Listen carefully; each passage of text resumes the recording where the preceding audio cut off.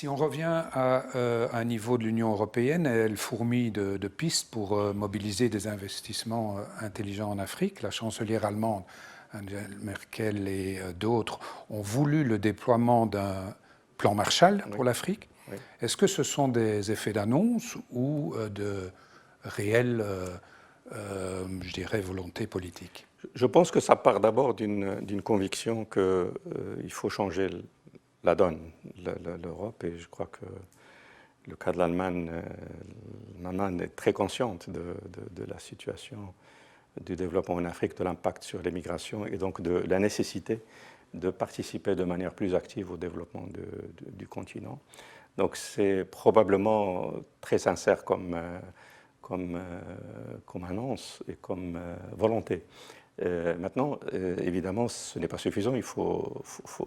La mise en place passe par un cadre à mettre en place, par des mécanismes opérationnels qui soient efficaces et qui soient pertinents.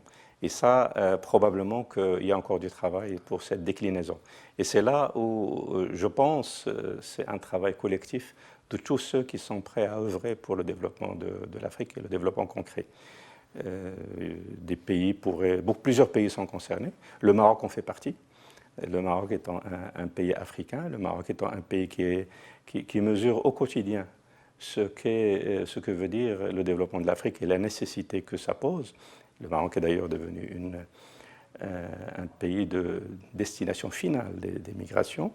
Et en même temps, le Maroc a des relations concrètes, économiques et sociales qui peuvent être mises à profit pour le développement d'outils parfois qui n'existent pas, développement plus pertinent pour faire que ce genre d'initiative et cette ambition, qui est encore une fois une nécessité, se traduisent par des projets concrets au bénéfice des populations africaines.